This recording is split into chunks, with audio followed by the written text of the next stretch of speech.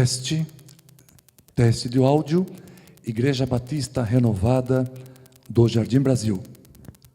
Bom, a graça e paz, irmãos, glória a Deus, mais uma vez, aqui estamos reunidos na presença do Senhor, para mais um culto de oração e estudo bíblico.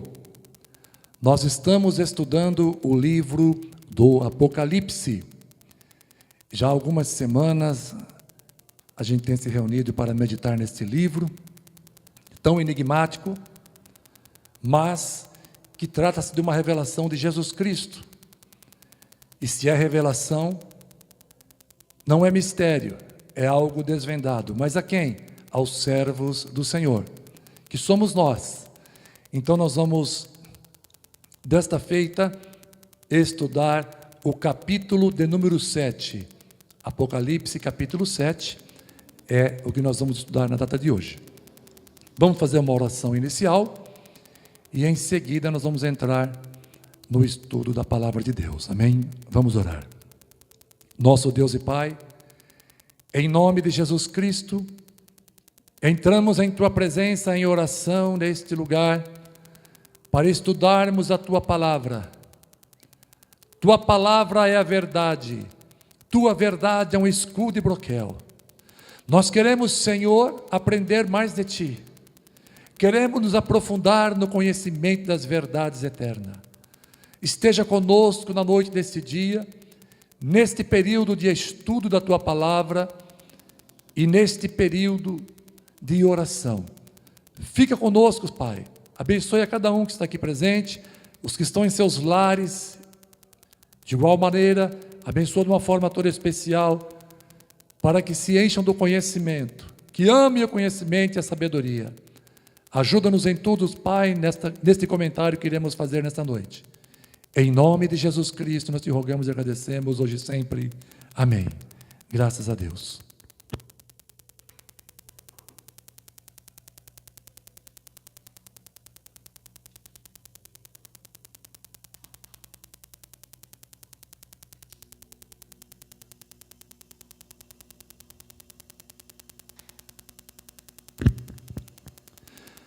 Então vamos lá? Apocalipse, capítulo 7, versículo 1. E depois destas coisas, vi 4 anjos que estavam sobre os 4 cantos da terra, retendo os 4 ventos da terra, para que nenhum vento soprasse sobre a terra, nem sobre o mar, nem contra árvore alguma. João está diante da iminência de mais juízos. Perceba que a linguagem 4 cantos da terra, ela é cultural, é simbólica, né? Pois sabemos cientificamente que a terra é redonda, é um globo.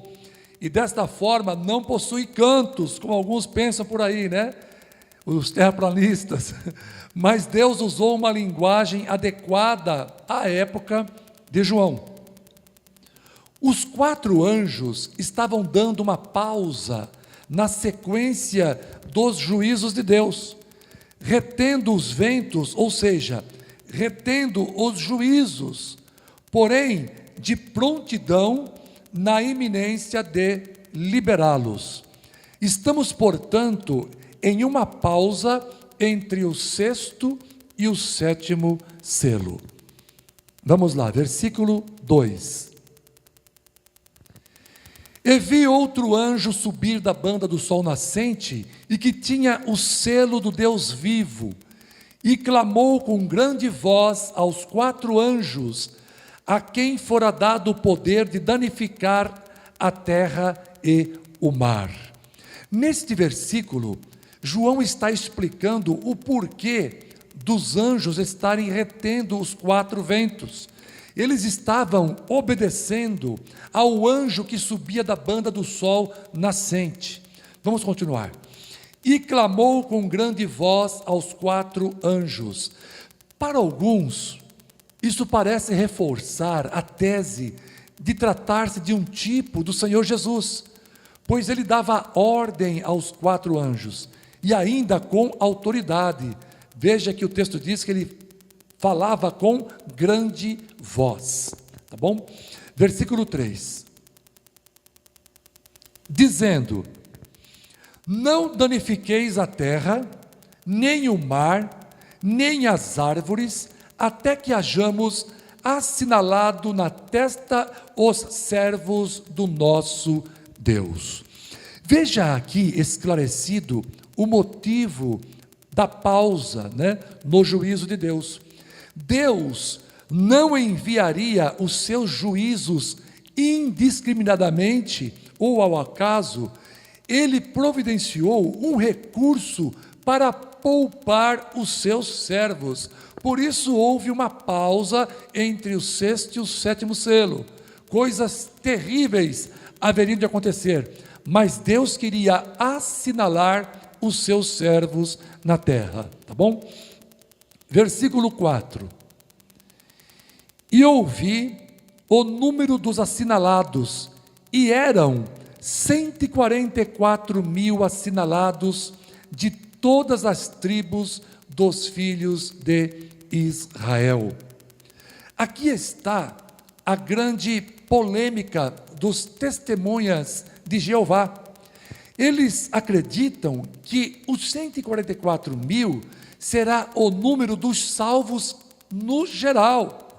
Porém, note que o texto está tratando de 144.000 de todas as tribos dos filhos de Israel, e não das nações da terra. Então, é um grande equívoco das testemunhas de Jeová acreditar que somente 144.000 pessoas serão salvas, irão para o céu. Vamos lá. Vamos ler os versículos agora 5, 6, 7 e 8, porque eles estão completamente intercalados, tá? Da tribo de Judá havia 12.000 assinalados, da tribo de Ruben, 12.000, da tribo de Gade, 12.000, da tribo de Aser, 12.000, da tribo de Naphtali, 12.000, da tribo de Manassés, 12.000, da tribo de Simeão, 12.000, da tribo de Levi, 12.000, da tribo de Issacar, 12.000, da tribo de Zebulon, 12.000, da tribo de José, 12.000, e da tribo de Benjamim, mais 12.000. São 144.000 judeus que serão salvos no período da grande tribulação.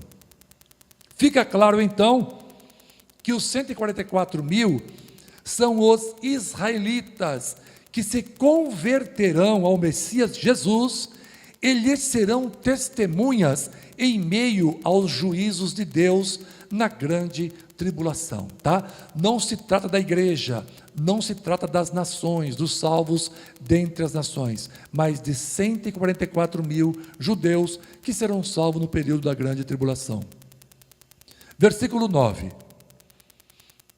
Depois destas coisas, olhei, e eis aqui uma multidão, a qual ninguém podia contar, de todas as nações e tribos e povos e línguas, que estavam diante do trono e perante o Cordeiro, trajando vestes brancas e com palmas nas suas mãos. Muitas são as opiniões sobre quem seriam estes. Quem é esta multidão que João viu no céu? Alguns pensam ser a igreja, outros que são os salvos durante o período da grande tribulação, e assim por diante. Então, é ainda um mistério, Mas nós temos a nossa opinião. Trata-se dos salvos que serão resgatados por Cristo, salvos por Cristo no período da grande tribulação. Versículo 10. E clamavam com grande voz, dizendo: salvação ao nosso Deus, que está sentado no trono, e ao Cordeiro. Em outras palavras, estão dizendo que a salvação lhes veio de Deus e do Cordeiro, tá? Versículo 11. E todos os anjos estavam ao redor do trono, e dos anciãos, e dos 4 animais, e prostraram-se diante do trono sobre o seu rosto, e adoraram a Deus. Perceba uma coisa, a multidão do versículo 9 não poderia ser os anjos, nem os anciãos, que, como já vimos, seriam os representantes dos crentes do Velho e do Novo Testamento, e muito menos os 4 animais viventes. Logo, nos parece sugerir tratarem-se de espíritos em um estado intermediário, aguardando o desfecho final. O que são espíritos em um estado intermediário? Vou explicar para vocês. Quando uma pessoa morre, o espírito se desprende do seu corpo. A pessoa perdendo a sua vida, o seu espírito desprende do seu corpo. E ele vai para a presença de Deus, se é um cristão verdadeiro, genuíno. Ele vai para a presença de Deus, do nosso Deus e Pai. E ele permanece ali até o dia da sua ressurreição, em plena consciência. A isso nós chamamos de estado intermediário da alma, tá? Então, esta multidão seriam de pessoas que morreram, né, pelo testemunho de Jesus Cristo na grande tribulação, e estavam diante de Deus, tá bom? Estavam no céu diante de Deus. Então, são espíritos em um estado intermediário, aguardando a ressurreição dos seus corpos físicos, tá bom? Vamos continuar. Versículo 12. Dizendo: Amém, louvor e glória e sabedoria e ações de graças e honra e poder e força ao nosso Deus para todos sempre. Amém. Eles estão reconhecendo ao Deus Todo-Poderoso como o único digno de toda a adoração. Nós não encontramos em parte alguma do livro do Apocalipse a igreja, os espíritos em estado intermediário ou os anjos adorando ou venerando Maria, mãe de Jesus, ou adorando ou venerando qualquer outro santo. Não, toda honra, toda glória, todo louvor ao santo e poderoso nome de nosso Senhor e Salvador Jesus Cristo, que está sentado no trono, tá? Então, está aqui mais do que claro que somente Deus é digno de toda a nossa adoração, hoje e sempre. Amém. Versículo 13. E um dos anciãos me falou dizendo: estes que estão vestidos de vestes brancas, que são e de onde vieram? Tá? Então, é a pergunta de um dos anciãos. Quem são os anciãos? A Bíblia fala de 24 anciãos, nós já explicamos. São representantes da igreja e representantes do Velho Testamento. Eu não sei qual destes, né, esse ancião estava representando. Mas ele fez uma pergunta: estes que estão vestidos de vestes brancas, quem são? E de onde vieram? Quem são esses espíritos? Quem são estas almas, né? João, com certeza, estava admirado de contemplar tal multidão e de repente se surpreende com a pergunta de um dos anciãos. Que coisa espantosa, né? Que coisa gloriosa, né? Mas o texto vai explicar, vamos lá. Versículo de número 14. E eu disse-lhe: Senhor, tu sabes. Eu quem? João, né? Ele disse assim: Senhor, tu sabes. E ele disse-me: estes são os que vieram de grande tribulação, lavaram as suas vestes e as branquearam no sangue do Cordeiro. João, ele não ousa opinar, ele declara que acredita que o ancião saberia. João estava certo e o ancião explica que seriam os crentes vindo da grande tribulação, o que reforçaria a tese que diz que esta multidão que está no céu eram os salvos que se converteram durante o período da grande tribulação, tá? São os heróis que se converteram durante o período da grande tribulação. Então tem muito teólogo por aí, muito estudioso por aí, que acha que é o dono da verdade. Ele faz ilações, né? Eles fazem ilações a respeito de determinados assuntos e textos bíblicos e lutam por aquilo como se fosse uma verdade absoluta. João, o grande amigo do Senhor Jesus Cristo, ele não se arriscou, não sei quem são. Ele poderia até ter imaginado, mas ele não se arriscou, não sei quem são, diga-me. E ele recebeu a resposta, tá? Versículo 15. Por isso estão diante do trono de Deus e os servem de dia e de noite no seu templo. E aquele que está sentado sobre o trono os cobrirá com a sua sombra. Estariam gratos a Deus pela salvação e, em consequência, Deus os protegeria com a sua sombra, tá? Sinal de segurança total do onipotente Deus. Onipotente significa o Todo-Poderoso, o que tudo pode, tá? Versículo 16.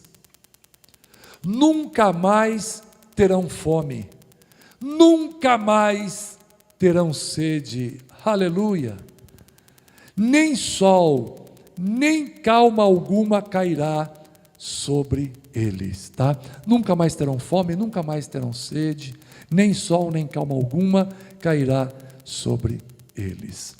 Este versículo nos parece também sugerir que são os salvos da grande tribulação, e é só se recordar do cavaleiro preto, que é a fome, de escassez de água e do ardor de armas de fogo. E aqui uma proteção gloriosa, uma promessa de proteção gloriosa. Vocês não terão mais sede, tá? Nem sol, nem calma alguma cairá sobre eles. Bendito seja para sempre o nome do Senhor. Vamos lá. Versículo 17, que é o último, tá? Hoje foi mais rápido, né? Versículo 17. Porque o Cordeiro que está no meio do trono os apacentará e lhes servirá de guia para as fontes das águas da vida, e Deus limpará de seus olhos toda lágrima, aleluia. A eterna salvação terá um peso de vitória incomparável. Isso pode ser conferido lá em Apocalipse capítulo 21, versículo 4 e 22, versículo 1. Toda lágrima Ele enxugará. Bendito seja o Senhor Deus, bendito seja o nosso Pai. Jesus é maravilhoso. As promessas de Deus se cumprirão em nossa vida. Vai valer a pena, vai valer a pena ter aceitado Jesus como Senhor e Salvador e permanecer nessa fé por todos os dias de nossa vida. Jesus é a razão do nosso viver, a nossa esperança. Ele é tudo para cada um de nós. E assim encerramos o estudo do Apocalipse no capítulo 7, tá? Próxima semana